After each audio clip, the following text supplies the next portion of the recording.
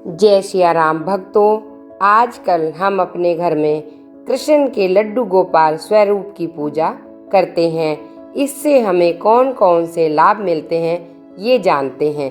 भगवान श्री कृष्ण के बाल रूप की पूजा होती है।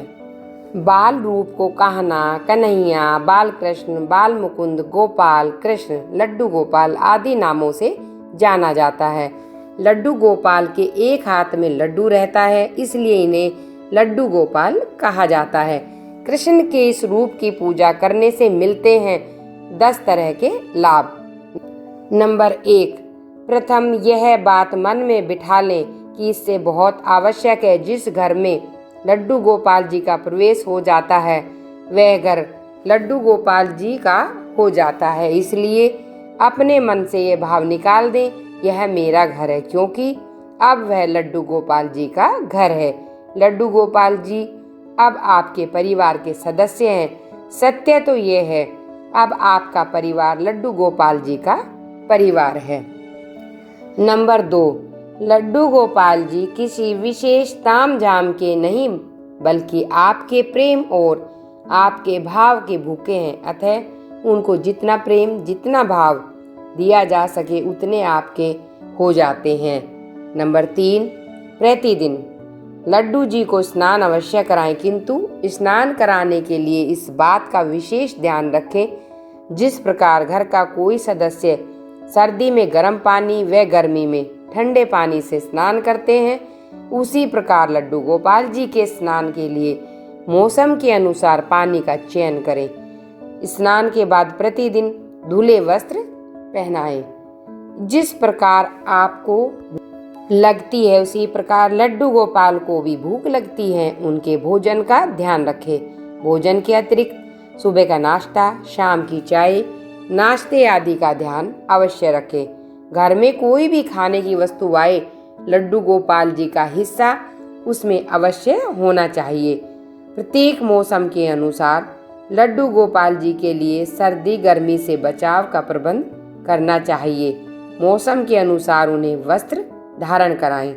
लड्डू गोपाल जी को खिलौने बहुत प्रिय हैं, उनके लिए खिलौने अवश्य लेकर आएं। उनके साथ खेलने समय समय पर लड्डू गोपाल जी को बाहर घुमाने ले जा सकते हैं। जैसे परिवार के सभी सदस्यों का आपस में एक दूसरे से कोई रिश्ता होता है, वहीं लड्डू गोपाल जी से भी कोई नाता बनाएं। मित्र का या फिर भाई का या फिर कोई रिश्ता बना सकते हैं। अपने लड्डू गोपाल जी को कोई प्यारा सा नाम अवश्य दें। प्रतिदिन रात्रि में लड्डू गोपाल जी को शयन अवश्य कराएं। जिस प्रकार एक छोटे बालक को प्रेम से सुलाते हैं, उसी प्रकार से उनको भी थपथपाकर सुलाएं।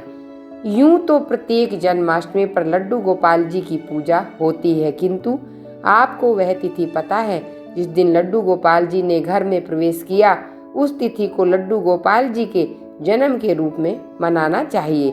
उनका जन्मदिन मनाएं। बच्चों को घर बुलाकर लड्डू गोपाल जी के साथ जन्मदिन में खिलौने वितरित करें।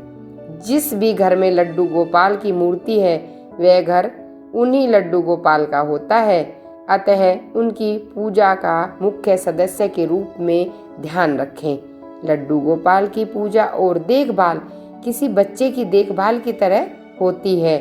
समय पर स्नान कराना, श्रृंगार करना, खिलाना पिलाना, ये सभी कार्य करने से प्रभु की कृपा प्राप्त होती है। लड्डू गोपाल की पूजा करने से मनोकामना पूर्ण होती है और व्यक्ति सुखी जीवन जीता है।